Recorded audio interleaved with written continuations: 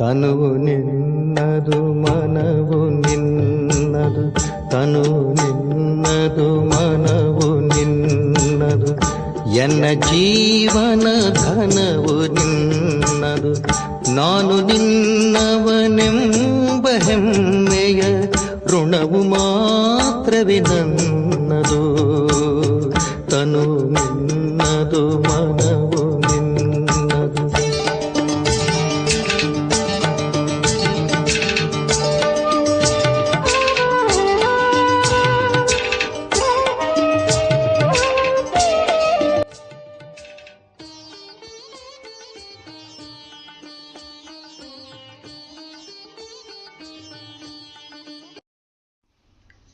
ಓಂ ಶಾಂತಿ. ದಿನಾಂಕ 16/8/2026 ಪ್ರಾತಃ ಮುರಳಿ. ಅವ್ಯಕ್ತ ಬಾಪ್ತಾದ ರಿವೈಸ್ ಮುರಳಿಯ ದಿನಾಂಕ 16/3/2011.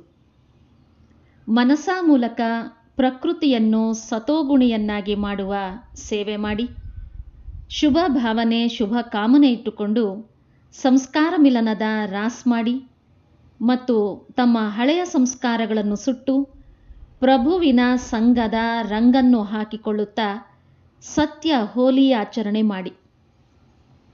ಈ ದಿನ ಹೋಲಿಯಸ್ಟ್ ತಂದೆ ತನ್ನ ಮಕ್ಕಳ ಜೊತೆ ಹೋಲಿ ಆಚರಿಸಲು ಬಂದಿದ್ದಾರೆ. ತಾವೆಲ್ಲರೂ ಸಹ ಹೋಲಿ ಆಚರಣೆ ಮಾಡಲು ಬಂದಿದ್ದೀರಿ. ಎಲ್ಲದಕ್ಕಿಂತ ಶ್ರೇಷ್ಠ ಸಂಘ ಪರಮಾತ್ಮನ ಸಂಘದ ರಂಗು ಎಂದು ಗೊತ್ತಿದೆ. ಈ ರಂಗು ಸದಾ ಶ್ರೇಷ್ಠಾತಿ ಶ್ರೇಷ್ಠರನ್ನಾಗಿ ಮಾಡುವಂಥದ್ದು. ಹೇಗೆ ತಂದೆ ಶ್ರೇಷ್ಠಾತಿ ಶ್ರೇಷ್ಠ ಆಗಿದ್ದಾರೆ, ಅದೇ ರೀತಿ ಈ ಪರಮಾತ್ಮನ ರಂಗು ಶ್ರೇಷ್ಠಾತಿ ಶ್ರೇಷ್ಠರನ್ನಾಗಿ ಮಾಡುವಂಥದ್ದು.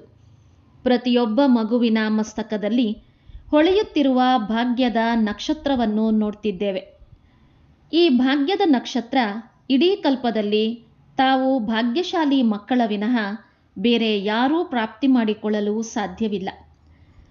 ಆ ಶ್ರೇಷ್ಠ ಭಾಗ್ಯವಾಗಿದೆ. ತಾವು ಮಕ್ಕಳೇ ಡಬಲ್ ಪವಿತ್ರ ಅರ್ಥಾತ್ ಹೋಲಿ ಆಗ್ತಿರಿ. ಧರ್ಮಾತ್ಮರೂ ಸಹ ಇದ್ದಾರೆ, ಆದರೆ ಅವರು ಶರೀರದಿಂದ ಪವಿತ್ರರಾಗೋದಿಲ್ಲ. ತಾವು ಬ್ರಾಹ್ಮಣ ಆತ್ಮರದ್ದು. ಭವಿಷ್ಯದಲ್ಲಿ ಆತ್ಮ ಪವಿತ್ರ ಆಗ್ತದೆ ಮತ್ತು ಶರೀರವೂ ಸಹ ಪವಿತ್ರ ಆಗ್ತದೆ. ಇದರ ಗುರುತು ಡಬಲ್ ಪವಿತ್ರ ಅಂದಾಗ ಡಬಲ್ ಕಿರೀಟ ಪ್ರಾಪ್ತಿಯಾಗ್ತದೆ. ಇಡೀ ಕಲ್ಪದಲ್ಲಿ ಡಬಲ್ ಕಿರೀಟಧಾರಿಯರು ತಾವು ಸಂಗಮ ಯುಗದಲ್ಲಿ ತಂದೆಯ ಸಂಘದ ರಂಗಿನಿಂದ ಡಬಲ್ ಪವಿತ್ರರಾಗ್ತಿರಿ. ಸಂಗಮ ಯುಗದ ಪರಮಾತ್ಮನ ಸಂಘ ಡಬಲ್ ಪವಿತ್ರರನ್ನಾಗಿ ಮಾಡುತ್ತದೆ. ಅಂದಾಗ ತಮ್ಮ ಹೋಲಿ ತಂದೆಯ ಜೊತೆ ಇರೋದರಿಂದ, ತಂದೆಯನ್ನು ಕಂಬೈಂಡ್ ಮಾಡಿಕೊಳ್ಳೋದರಿಂದ ಡಬಲ್ ಪವಿತ್ರರಾಗ್ತಿರಿ. ಸದಾ ಹೃದಯದಲ್ಲಿ ತಂದೆಯ ಸಂಘ ಇರ್ತದೆ. ಈ ರಂಗು ಎಷ್ಟು ಶ್ರೇಷ್ಠವಾಗಿದೆ, ಯಾವುದು ಇಷ್ಟು ಶ್ರೇಷ್ಠರನ್ನಾಗಿ ಮಾಡ್ತದೆ. ಮನುಷ್ಯರಂತೂ ಸ್ಥೂಲ ರಂಗಿನಿಂದ ಹೋಲಿ ಆಚರಣೆ ಮಾಡ್ತಾರೆ, ಆದರೆ ತಾವು ತಂದೆಯ ಸಂಘದ ರಂಗಿನಿಂದ ಹೋಲಿ ಆಗ್ತೀರಿ. ಅದು ಸಹ ಡಬಲ್ ಹೋಲಿ. ಅಂದಾಗ ತಮ್ಮ ಹೋಲಿ ಪ್ರಪಂಚದಿಂದ ಭಿನ್ನ, ಪರಮಾತ್ಮನಿಗೆ ಪ್ರಿಯವಾಗಿದೆ. ನಮ್ಮ ಹೋಲಿ ಪ್ರಭುವಿನ ಸಂಘದ ರಂಗು ಇರುವ ಕಾರಣ ಅರ್ಧ ಕಲ್ಪ ಈ ರೀತಿ ಪವಿತ್ರರಾಗ್ತಿರಿ. ಇದರಿಂದ ಇದುವರೆಗೆ ತಮ್ಮ ಚಿತ್ರಗಳು ಕಾಯಿದೆಯ ಪ್ರಮಾಣವಾಗಿ ಪೂಜೆ ಮಾಡಲಾಗ್ತಿದೆ ಎಂದು ನಶೆ ಇರುತ್ತದೆಯಲ್ಲವೇ? ಮತ್ತೆ ಬೇರೆಯವರ ಚಿತ್ರಗಳು ಪ್ರೇಮಪೂರ್ವಕವಾಗಿ ಪೂಜೆ ಮಾಡಲಾಗುವುದಿಲ್ಲ. ತಾವು ಸ್ವಯಂ ತಮ್ಮ ಚಿತ್ರಗಳನ್ನು ನೋಡುತ್ತಿದ್ದೀರಿ, ಬೇರೆಯವರದ್ದು ಪೂಜೆ ಮಾಡಲಾಗ್ತದೆ. ಆದರೆ ಇಷ್ಟು ಸಮಯ ಮತ್ತು ಈ ರೀತಿ ವಿಧಿಪೂರ್ವಕವಾಗಿ ಪೂಜೆ ಮಾಡಲಾಗುವುದಿಲ್ಲ. ತಾವು ಸದಾ ಉಮಂಗ ಉತ್ಸಾಹದಲ್ಲಿರ್ತೀರಿ, ಇರುತ್ತೀರಲ್ಲವೇ? ಉಮಂಗ ಉತ್ಸಾಹದಲ್ಲಿರ್ತೀರಾ? ಕೈ ಎತ್ತಿ. ಇರ್ತೀರಾ? ಕೆಲವೊಮ್ಮೆ ಇರ್ತೀರಾ ಅಥವಾ ಸದಾ ಇರ್ತೀರಾ? ಯಾರು ನಾವು ಸದಾ ಉಮಂಗ ಉತ್ಸಾಹದಲ್ಲಿರ್ತೇವೆ ಮತ್ತೆ ಬೇರೆಯವರಿಗೂ ಸಹ ಉಮಂಗ ಉತ್ಸಾಹವನ್ನು ಕೊಡಿಸ್ತೇವೆ ಎಂದು ಹೇಳ್ತೀರಿ, ಅವರು ಕೈ ಎತ್ತಿ. ಕೆಲವೊಮ್ಮೆ ಅಲ್ಲ, ಸದಾ. ಸದಾ ಶಬ್ದವನ್ನು ಅಂಡರ್ಲೈನ್ ಮಾಡುತ್ತೀರಲ್ಲವೇ? ಆದರೆ ತಮ್ಮ ನೆನಪಾರ್ಥ ಯಾವುದು ತಮ್ಮ ಸ್ಥಿತಿ ಇತ್ತು, ಅದರ ನೆನಪಾರ್ಥ ತಮ್ಮ ಭಕ್ತರು ಉತ್ಸವ ರೂಪದಲ್ಲಿ ಆಚರಣೆ ಮಾಡ್ತಾರೆ. ತಾವು ಪ್ರಭುವಿನ ಸಂಘದ ರಂಗನ್ನು ಹಾಕಿಕೊಂಡಿದ್ದೀರಿ. ಅವರೂ ರಂಗು ಹಾಕಿಕೊಳ್ತಾರೆ, ಆದರೆ ದೇಹಾಭಿಮಾನದ ಕಾರಣ ಸ್ಥೂಲ ರಂಗನ್ನು ಹಾಕಿಕೊಳ್ತಾರೆ. ಯಾವ ರಂಗಿನಲ್ಲಿ ಖರ್ಚು ಸಹ ಬಹಳ ಇದೆ ಮತ್ತು ರಿಸಲ್ಟ್ ಸಹ ಕೆಲವು ಚೆನ್ನಾಗಿರ್ತದೆ, ಕೆಲವು ಚೆನ್ನಾಗಿರೋದಿಲ್ಲ. ಈ ರೀತಿ ಆಚರಣೆ ಮಾಡ್ತಾರೆ. ಆದರೆ ತಮ್ಮ ಉತ್ಸಾಹದ ನೆನಪಾರ್ಥ ಖಂಡಿತ ಉತ್ಸವವನ್ನು ಆಚರಣೆ ಮಾಡ್ತಾರೆ. ತಾವು ತಂದೆಯವರಾಗಲು ಮೊದಲು ತಮ್ಮ ಹಳೆಯ ಸಂಸ್ಕಾರಗಳನ್ನು ಸುಟ್ಟು ಹಾಕ್ತೀರಿ ಮತ್ತು ಪ್ರಭುವಿನ ಸಂಘದ ರಂಗು ಹಾಕಿಕೊಳ್ಳುವುದರಿಂದ ಸದಾ ಆಚರಣೆ ಮಾಡುತ್ತಿರುತ್ತೀರಿ. ಅವರು ಸಹ ಮೊದಲು ಸುಡ್ತಾರೆ, ನಂತರ ಆಚರಣೆ ಮಾಡ್ತಾರೆ. ಆದರೆ ತಮ್ಮ ಆಚರಣೆ ಮತ್ತು ಅವರು ಆಚರಣೆ ಮಾಡುವುದರಲ್ಲಿ ರಾತ್ರಿ ಹಗಲಿನ ಅಂತರವಿದೆ. ಅವರದ್ದು ದೇಹಾಭಿಮಾನ, ತಮ್ಮದು ಆತ್ಮಾಭಿಮಾನವಾಗಿದೆ. ಅವರು ದೇಹ ಬಾನದಲ್ಲಿ, ತಾವು ಆತ್ಮಿಕ ಬಾನದಲ್ಲಿ ಆಚರಣೆ ಮಾಡ್ತೀರಿ. ತಮಗೆ ಬಾಪ್ತಾದರವರ ಡೈರೆಕ್ಷನ್ ಇದೆ. ಹೋಲಿ ಅರ್ಥಾತ್ ಕಳೆದು ಹೋಗಿರುವುದು ಕಳೆದು ಹೋಗಿದೆ. ಇದನ್ನೂ ಸಹ ಹೇಳ್ತಾರೆ ಹೋಲಿ. ಆದರೆ ಅರ್ಥವನ್ನು ಪ್ರಾಕ್ಟಿಕಲ್ನಲ್ಲಿ ತೆಗೆದುಕೊಂಡು ಬರಲು ಸಾಧ್ಯವಿಲ್ಲ. ತಾವೆಲ್ಲರೂ ಹೋಲಿ ಅರ್ಥಾತ್ ಕಳೆದು ಹೋಗಿರುವುದನ್ನು ಮರೆತು ಬಿಡ್ತೀರಿ. ಮಾಡುತ್ತೀರಲ್ಲವೇ? ಅಥವಾ ಕೆಲವೊಮ್ಮೆ ಮಾಡ್ತೀರಾ? ಏಕೆಂದರೆ ಕಳೆದು ಹೋಗಿರುವುದನ್ನು ನೆನಪು ಮಾಡುವುದರಿಂದ ವ್ಯರ್ಥ ಸಂಕಲ್ಪ ಬಹಳ ನಡೀತವೆ. ಸಮಯವೂ ಸಹ ವ್ಯರ್ಥ ಆಗ್ತದೆ. ಯಾವುದು ಬಹಳ ಸಮಯದ ಸಂಸ್ಕಾರ ಇದೆ ಅದು ಬೇಡದಿದ್ದರೂ ನಡೀತದೆ. ಅಂದಾಗ ಈ ಸಂಗಮ ಯುಗದ ಒಂದೊಂದು ನಿಮಿಷ ಯಾವುದು ಒಂದು ಜನ್ಮದಲ್ಲಿ 21 ಜನ್ಮಗಳ ಪ್ರಾರಬ್ಧ ಮಾಡ್ತದೆ. ಒಂದೊಂದು ಸಂಕಲ್ಪ, ಒಂದೊಂದು ನಿಮಿಷ ಎಷ್ಟು ಬೆಲೆ ಉಳ್ಳದ್ದಾಗಿದೆ. 1 ಸೆಕೆಂಡ್ ಹೋಗಿಲ್ಲ, ಆದರೆ ಅನೇಕ ಜನ್ಮಗಳ ಪ್ರಾರಬ್ಧದಲ್ಲಿ ಅಂತರ ಬರ್ತದೆ.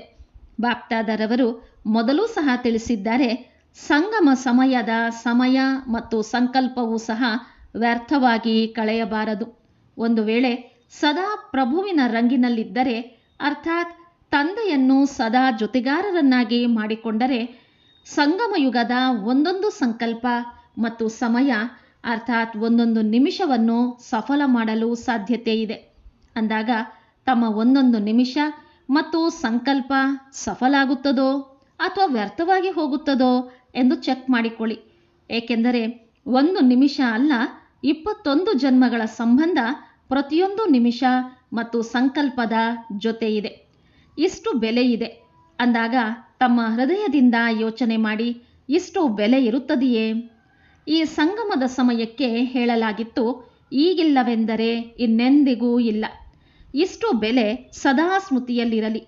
ತಾವೆಲ್ಲರೂ ಈ ದಿನ ಹೋಲಿ ಆಚರಣೆ ಮಾಡಿದ್ದೀರಿ, ಅರ್ಥಾತ್ ತಂದೆಯ ಸಂಘದ ರಂಗನ್ನು ಹಾಕಿಕೊಂಡಿದ್ದೀರಿ. ಅಂದಾಗ ಇಡೀ ದಿನ ಚೆಕ್ ಮಾಡಿಕೊಂಡಿದ್ದೀರಾ? ತಂದೆಯ ರಂಗು ಹಾಕಿಕೊಂಡೇ ಇದ್ದೀರಾ? ಪರಮಾತ್ಮನ ಸಂಘದಲ್ಲಿ ಇದ್ದೀರೋ ಅಥವಾ ಬೇರೆ ಕಡೆಗೂ ಸಮಯ ಅಥವಾ ಸಂಕಲ್ಪ ಹೋಗಿದೆಯೋ ಚೆಕ್ ಮಾಡಿಕೊಂಡಿದ್ದೀರಾ? ಕತ್ತಲಗಾಡಿಸಿ, ಕೈಯಲ್ಲ, ಈ ರೀತಿ ಮಾಡಿ. ಬಾಪ್ತಾದ ಸದಾ ಸೂಚನೆ ಕೊಡುತ್ತಾರೆ. ತಮ್ಮ ಮನಸ್ಸಿನ ಶುಭ ಸತೋಗುಣಿ ಸಂಕಲ್ಪದ ಮೂಲಕ ಪ್ರಕೃತಿಯನ್ನು ಸಹ ಸತೋಗುಣಿಯನ್ನಾಗಿ ಮಾಡುತ್ತೀರಿ. ಆ ಮನಸ್ಸ ಸೇವೆ ನೆನಪಿರುತ್ತದೆಯೇ? ಏಕೆಂದರೆ ಈಗ ಪ್ರಕೃತಿ ದೊಡ್ಡ ರೂಪದಲ್ಲಿ ತನ್ನ ಕಾರ್ಯ ಮಾಡುವುದಿದೆ. ಇದು ಚಿಕ್ಕ ಮಾತಾಗಿದೆ. ಆದರೆ ಪ್ರಕೃತಿಯನ್ನು ಮನುಷ್ಯಾತ್ಮರು ತೊಂದರೆ ಕೊಟ್ಟರೆ ಅದು ಸಹ ತೊಂದರೆ ಕೊಡುವುದು ಶುರು ಮಾಡ್ತದೆ. ಆದ್ದರಿಂದ ತಂದೆ ಹೇಳ್ತಾರೆ, ಹೇಗೆ ಮಾಯಾಜೀತರಾಗಲು ಅಟೆನ್ಷನ್ ಇಟ್ಟುಕೊಳ್ತೀರಲ್ಲವೇ? ಮಾಯೆಯ ಜೊತೆ ಪ್ರತಿಜ್ಞೆ ಇದೆ. ತಮ್ಮ ಕೆಲಸವಾಗಿದೆ ಬರುವುದು ಮತ್ತು ನಮ್ಮ ಕೆಲಸವಾಗಿದೆ ಓಡಿಸುವುದು. ಎಲ್ಲರೂ ಪ್ರತಿಜ್ಞೆ ಮಾಡಿದ್ದೀರಲ್ಲವೇ? ಮಾಡಿದ್ದೀರಾ? ಮಾಯಾಜೀತರಾಗಬೇಕಲ್ಲವೇ? ಅದೇ ರೀತಿ ಪ್ರಕೃತಿ ಜೀತರಾಗಬೇಕು. ಏಕೆಂದರೆ ತಾವು ರಾಜ್ಯ ಮಾಡಬೇಕಲ್ಲವೇ? ತಮ್ಮ ರಾಜ್ಯ ಬರುತ್ತಿದೆಯಲ್ಲವೇ? ನಶೆ ಇದೆಯಲ್ಲವೇ? ಮನುಷ್ಯರಂತೂ ಪಾಪ ಏನಾಗುತ್ತದೋ ಎಂದು ಯೋಚನೆ ಮಾಡ್ತಾರೆ, ಭಯ ಪಡ್ತಾರೆ. ಆದರೆ ತಮಗೆ ಗೊತ್ತಿದೆ, ಈಗ ಸಂಗಮ ಯುಗ ಅಮೃತ ವೇಳೆ ನಡೀತಿದೆ. ಅಂದಾಗ ಅಮೃತ ವೇಳೆಯ ನಂತರ ಯಾವುದು ಬರ್ತದೆ? ಬೆಳಕು ಬರ್ತದೆ. ಬೆಳಕಿನಲ್ಲಿಯೇ ನಮ್ಮ ರಾಜ್ಯ ಬರಬೇಕು. ನಶೆ ಇದೆಯಲ್ಲವೇ? ತಮ್ಮ ರಾಜ್ಯ ಆಗಿದೆಯೋ ಅಥವಾ ಕೇವಲ ಮಹಾರಥಿಗಳಿಗೆ ರಾಜ್ಯವೋ? ತಮ್ಮೆಲ್ಲರ ರಾಜ್ಯವಾಗಿದೆ. ಏನಾಗುತ್ತದೋ ಎಂದು ತಮಗೆ ಚಿಂತೆ ಇಲ್ಲ. ಒಳ್ಳೆಯದರಲ್ಲಿ ಒಳ್ಳೆಯದೇ ಆಗ್ತದೆ. ಅಂದಾಗ ತಮ್ಮ ರಾಜ್ಯದಲ್ಲಿ ಪ್ರಕೃತಿಯೂ ಸಹ ಸತೋಪ್ರಧಾನ ಆಗಬೇಕಾಗಿದೆ. ಅಂದಾಗ ಪ್ರಕೃತಿಯನ್ನು ತಮೋಗುಣಿಯಿಂದ ಸತೋಗುಣಿಯನ್ನಾಗಿ ಯಾರು ಮಾಡ್ತಾರೆ? ಅಥವಾ ಪ್ರಕೃತಿ ಹೇಗಿದ್ದರೂ ನಡೆಯುತ್ತದೆಯೋ? ತಮ್ಮ ರಾಜ್ಯದಲ್ಲಿ ನಡೀತದೆಯೇ? ಹೌದು ಎಂದಾದರೆ ಹೇಳಿ, ಅಥವಾ ಇಲ್ಲ ಎಂದಾದರೂ ಹೇಳಿ. ನಡೆಯೋದಿಲ್ಲ ಅಂದಾಗ ಪ್ರಕೃತಿಯನ್ನು ಸತೋಗುಣಿಯನ್ನಾಗಿ ಯಾರು ಮಾಡ್ತಾರೆ? ತಾವೇ ಮಾಡ್ತಿರಲ್ಲವೇ? ಆದ್ದರಿಂದ ಈಗ ಅಚಾನಕ್ನ ಮೊದಲನೇ ದೃಶ್ಯ ಇದು ಚಿಕ್ಕದಾಗಿದೆ, ಶುರು ಆಗಿದೆ. ಈಗ ದೊಡ್ಡದು ಬರುವುದಿದೆ ಮತ್ತು ಅಚಾನಕ್ ಆಗಿಯೇ ಬರುವುದಿದೆ. ಯಾವುದು ಯೋಚನೆಯಲ್ಲೂ ಇರುವುದಿಲ್ಲ, ಅದು ಆಗುವುದಿದೆ. ಬಾಪ್ದಾದಾರವರಂತೂ ಬಹಳ ಸಮಯದಿಂದ ಅಚಾನಕ್ನ ಪಾರ್ಟ್ ಓದಿಸಿದ್ದಾರೆ. ಆದರೆ ಈಗ ಪ್ರತ್ಯಕ್ಷ ರೂಪದಲ್ಲಿ ನೋಡಿ ತಮ್ಮ ಕಾರ್ಯವನ್ನು ಶುರು ಮಾಡಿ. ಗಾಬರಿಯಾಗಬೇಡಿ, ಕಥೆಯನ್ನು ತಿಳಿಸುತ್ತಾರಲ್ಲವೇ? ಎಲ್ಲ ಕಡೆ ಬೆಂಕಿ ಬಿದ್ದಿದೆ, ಆದರೆ ಪರಮಾತ್ಮನ ಮಕ್ಕಳು ಸುರಕ್ಷಿತವಾಗಿರ್ತಾರೆ ಅಂದಾಗ ಈಗಲೂ ಸಹ ಮಕ್ಕಳು ಸುರಕ್ಷಿತವಾಗಿದ್ದೀರಲ್ಲವೇ? ಪೇಪರಂತೂ ಬರಲೇಬೇಕು, ಆದರೆ ತಮ್ಮದು ಡಬಲ್ ಕಾರ್ಯವಾಗಿದೆ. ಒಂದು ನಿರ್ಭಯರಾಗಿ ಎದುರಿಸಿ, ಇನ್ನೊಂದು ತಮ್ಮ ಭಕ್ತರು ಮತ್ತು ತಮ್ಮ ದುಃಖಿ ಸಹೋದರ ಸಹೋದರಿಯರ ಸೇವೆಯನ್ನೂ ಸಹ ಯಾರು ಮಾಡ್ತಾರೆ? ತಾವು ಪ್ರಭುವಿನ ಸಂಘದ ರಂಗಿನಲ್ಲಿದ್ದೀರಿ ಅಂದಾಗ ಪರಮಾತ್ಮನ ಸಂಘದ ರಂಗಿನಲ್ಲಿ ಯಾವುದು ಪ್ರಾಪ್ತಿ ಮಾಡಿಕೊಂಡಿದ್ದೀರಿ ಅದನ್ನು ತಮ್ಮ ಸಹೋದರ ಸಹೋದರಿಯರಿಗೆ, ಭಕ್ತರಿಗೆ ಹೆಚ್ಚು ಪ್ರೀತಿಯಿಂದ ಹೃದಯದಿಂದ ಹಂಚಿ. ದುಃಖದ ಸಮಯದಲ್ಲಿ ಯಾರು ಸದಾ ನೆನಪು ಬರ್ತಾರೆ? ಪರಮಾತ್ಮ ನೆನಪು ಬರ್ತಾರೆ. ತಿಳಿದುಕೊಳ್ಳಲಿ, ತಿಳಿಯದೇ ಇರಲಿ, ಆದರೆ ಕಷ್ಟದಿಂದಾದರೂ ಹೇ ತಂದೆ, ಹೇ ಪರಮಾತ್ಮ ಎಂದು ಖಂಡಿತ ಹೇಳ್ತಾರೆ. ಅಂದಾಗ ತಾವು ಪರಮಾತ್ಮನ ಮಕ್ಕಳು ದುಃಖಿಗಳಿಗೆ ಆಶ್ರಯವನ್ನು ಕೊಡಬೇಕು. ಅವರಿಗೆ ಶುಭ ಭಾವನೆ, ಶುಭ ಕಾಮನೆಯ ಮೂಲಕ ತಂದೆಯಿಂದ ಪ್ರಾಪ್ತಿಯಾಗಿರುವ ಕಿರಣಗಳ ಮೂಲಕ ಆಶ್ರಯದಾತರಾಗಿ. ಅವರು ಸಹ ತಮ್ಮ ಪರಿವಾರ ಆಗಿದೆಯಲ್ಲವೇ? ಪರಿವಾರದಲ್ಲಿ ಒಬ್ಬರಿಗೊಬ್ಬರು ಸಹಯೋಗವನ್ನು ಕೊಡುತ್ತಾರಲ್ಲವೇ? ಹೆಸರೆಯಾಗಿದೆ ಸಹಯೋಗ, ಶ್ರೇಷ್ಠ ಯೋಗ. ಇದೇ ಆಶ್ರಯವನ್ನು ಕೊಡಲು ಸಾಧನವಾಗಿದೆ. ಸಂದೇಶವನ್ನೂ ಕಳಿಸಿದ್ದೇವೆ, ಈಗ ಸಮಯವನ್ನು ಫಿಕ್ಸ್ ಮಾಡಿ ಎಂದು. ಹಾಗೆ ಆಗೋದಿಲ್ಲ. ಹೇಗೆ ಟ್ರಾಫಿಕ್ ಕಂಟ್ರೋಲ್, ಅಮೃತ ವೇಳೆ ನಿಶ್ಚಿತವಾಗಿದೆ ಅಂದಾಗ ಮಾಡ್ತಿರಲ್ಲವೇ? ಅದೇ ರೀತಿ ತಮ್ಮ ಕಾರ್ಯದ ಪ್ರಮಾಣ, ಮನಸಾ ಸೇವೆಯೂ ಸಹ ಈಗಿನ ಸಮಯದ ಪ್ರಮಾಣ ಅತಿ ಅವಶ್ಯಕವಾಗಿದೆ. ಸಮಯವನ್ನು ತೆಗೀರಿ, ದಯಾಹೃದಯಿಯಾಗಿ, ಕಲ್ಯಾಣಕಾರಿಯಾಗಿ. ತಮ್ಮ ಸ್ವಮಾನ ಯಾವುದು? ವಿಶ್ವ ಕಲ್ಯಾಣಕಾರಿಯಾಗುವುದಾಗಿದೆ. ದಯೆ ಬರುತ್ತದೆಯೇ ಅಥವಾ ಆಗಿಬಿಡುತ್ತದೋ? ಇದರಲ್ಲಿ ಹುಡುಗಾಟಿಕೆ ಇರಬಾರದು. ಏಕೆಂದರೆ ಯಾರಿಗೆ ತಾವು ಸಕಾಶವನ್ನು ಕೊಡ್ತೀರಿ ಅವರೇ ತಮ್ಮ ಭಕ್ತರಾಗ್ತಾರೆ. ಆದ್ದರಿಂದ ಏನು ಮಾಡಬೇಕು? ಅಟೆನ್ಷನ್ ಇದೆಯೇ? ಯಾರು ನನಗೆ ಅಟೆನ್ಷನ್ ಇದೆ ಮತ್ತೆ ಇನ್ನೂ ವೃದ್ಧಿ ಆಗ್ತದೆ ಎಂದು ತಿಳಿದಿರುವವರು ಕೈ ಎತ್ತಿ. ಕೆಳಗೆ ಮೇಲೆ ಮಾಡ್ತಿದ್ದಾರೆ. ಇದನ್ನು ಟಿವಿಯಲ್ಲಿ ನೋಡಬಹುದು. ಒಂದು ವೇಳೆ ಇಷ್ಟೆಲ್ಲರೂ ತಮ್ಮ ಸ್ವಮಾನವನ್ನು ಪ್ರಾಕ್ಟಿಕಲ್ನಲ್ಲಿ ತೆಗೆದುಕೊಂಡು ಬಂದರೆ ಆತ್ಮಗಳು ಈಗಲೂ ಸಹ ಹೃದಯದಿಂದ ತಮ್ಮ ಹಾಡು ಹೇಳ್ತಾರೆ. ವಾಹ್ ಪರಮಾತ್ಮನ ಮಕ್ಕಳೇ, ವಾಹ್, ನಮಗೆ ಆಶ್ರಯವನ್ನು ಕೊಟ್ಟಿದ್ದೀರಿ. ತಮಗಾಗಿ ಈಗಿನ ಆಶ್ರಯ ಅರ್ಧಕಲ್ಪ ತಮ್ಮ ಗಾಯನ ಮಾಡ್ತಾರೆ. ತಾವು ಅವರಿಗೆ ಪೂರ್ವಜರಾಗ್ತೀರಿ. ಪೂರ್ವಜರಾಗಿದ್ದೀರಾ? ವೃಕ್ಷದಲ್ಲಿ ಬ್ರಾಹ್ಮಣರು ಎಲ್ಲಿ ಕುಳಿತಿದ್ದಾರೆ? ಕೆಳಗೆ ಕುಳಿತಿದ್ದಾರಲ್ಲವೇ? ಅಂದಾಗ ಪೂರ್ವಜರಾಗಿದ್ದೀರಲ್ಲವೇ? ಭಕ್ತರ ಕೂಗು ಕೇಳಿಸುತ್ತದೆಯೇ? ಸ್ವಲ್ಪ ತಮ್ಮನ್ನು ಎಚ್ಚರಿಕೆಯಿಂದ ಇಟ್ಟುಕೊಳ್ಳಿ. ದುಃಖಿಗಳಿಗೆ ಆಶ್ರಯ ಕೊಡಲೇಬೇಕು ಅಂದಾಗ ಶಬ್ದ ಕೇಳಿಸ್ತದೆ. ಎಲ್ಲರೂ ಹೋಲಿಯನ್ನಂತೂ ಆಚರಣೆ ಮಾಡಿದ್ದೀರಿ. ತಮಗಂತೂ ಇಡೀ ಸಂಗಮಯುಗವೇ ಹೋಲಿಯಾಗಿದೆ. ಪರಮಾತ್ಮನ ಸಂಘದ ರಂಗಿನಲ್ಲಿಯೇ ಇರ್ತೀರಿ.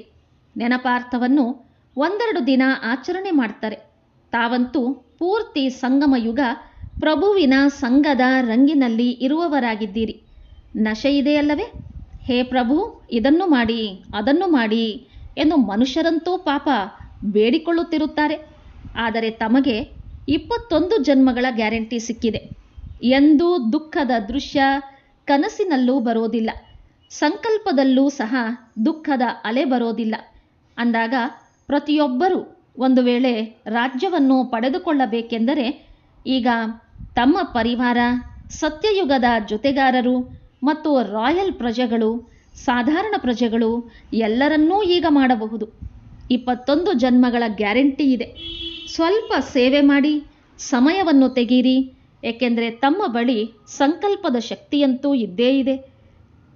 ಕೇವಲ ತಂದೆಯಿಂದ ಯಾವುದು ಸಿಕ್ಕಿದೆ ಅದನ್ನು ತಮ್ಮ ಸಹೋದರ ಸಹೋದರಿಯರಿಗೂ ಕೊಡಿ.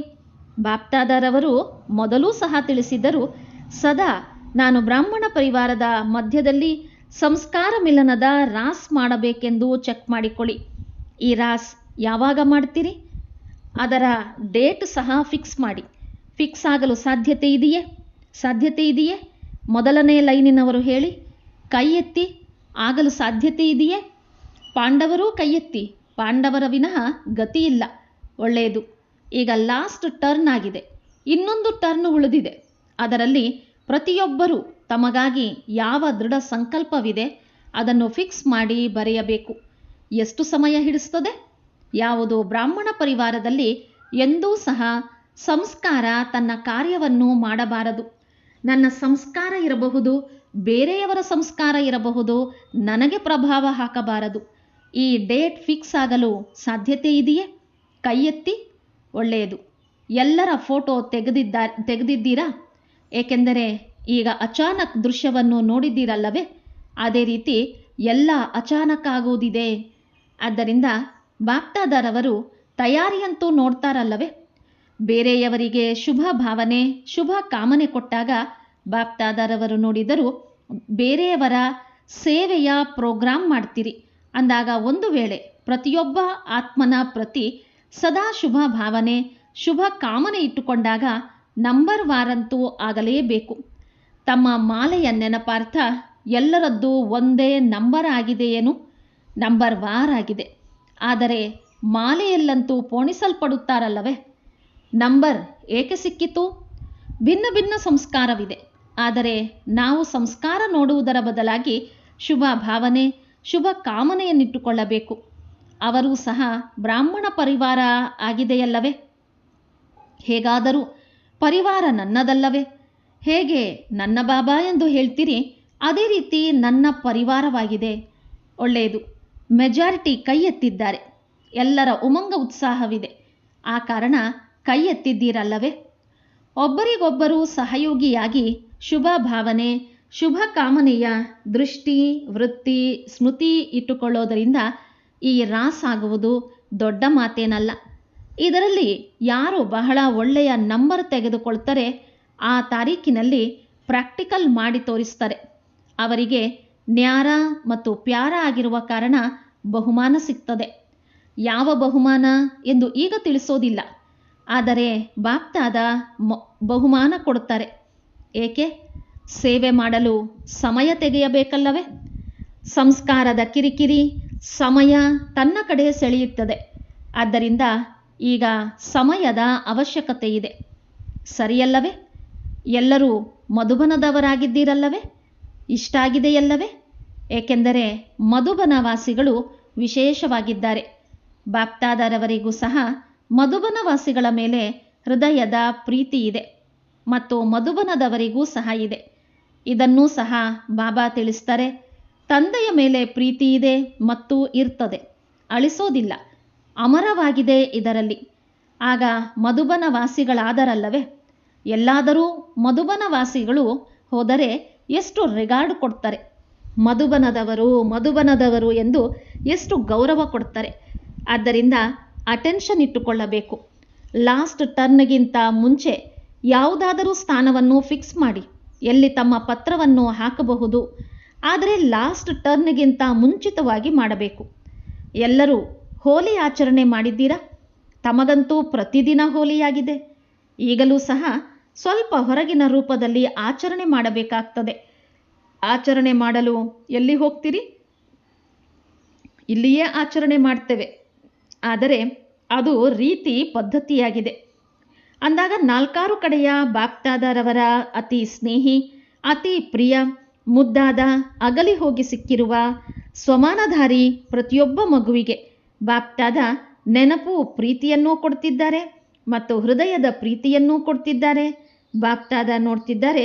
4 ಕಡೆ ಎಲ್ಲರೂ ನೋಡಿ ಕೇಳಿ ಹರ್ಷಿತರಾಗ್ತಿದ್ದಾರೆ. ಈ ದಿನ ಮೊದಲನೇ ಬಾರಿ ಯಾರು ಬಂದಿದ್ದಾರೆ ಎದ್ದು ನಿಲ್ಲಿ. ನೀವೆಲ್ಲರೂ ಮೊದಲನೇ ಬಾರಿ ಬಂದಿದ್ದೀರಾ? ಒಳ್ಳೆಯದು. ಮೊದಲನೇ ಬಾರಿ ಮಧುಬನ ನಿವಾಸಿಯಾಗುವ ಭಾಗ್ಯ ಪ್ರಾಪ್ತಿಯಾಗಿದೆ. ಎಲ್ಲರೂ ತಮ್ಮ ಸಹೋದರ ಸಹೋದರಿಯರು ಮತ್ತು ಬಾಪ್ದಾದರವರು ಸಹ ತಮ್ಮೆಲ್ಲರಿಗೂ ಮೊದಲನೇ ಬಾರಿ ಬಂದಿರುವ ಕಾರಣ ಶುಭಾಶಯಗಳನ್ನು ನೀಡ್ತಿದ್ದಾರೆ. ಈಗ ಬಾಪ್ದಾದರವರು ನೋಡ್ತಾರೆ, ಏಕೆಂದರೆ ಅವಕಾಶವಿದೆ.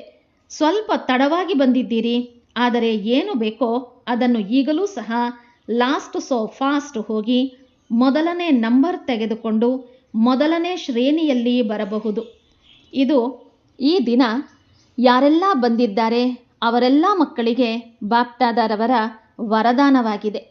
ಕೇವಲ ತಂದೆಯ ಯಾವ ಮಹಾವಾಕ್ಯಗಳಿವೆ ಆ ಶ್ರೀಮತದ ಮೇಲೆ ನಡೆದರೆ ಶ್ರೀಮತ ತಮ್ಮನ್ನು ಶ್ರೇಷ್ಠ ಶ್ರೇಣಿಯಲ್ಲಿ ತೆಗೆದುಕೊಂಡು ಬರಬಹುದು, ತೆಗೆದುಕೊಂಡು ಬರ್ತದೆ. ಇಷ್ಟೆಲ್ಲ ಪರಿವಾರದ ಮೂಲಕ ತಮ್ಮೆಲ್ಲರಿಗೆ ವರದಾನವಂತೂ ತಂದೆಯದ್ದು ಸಿಕ್ಕಿದೆ.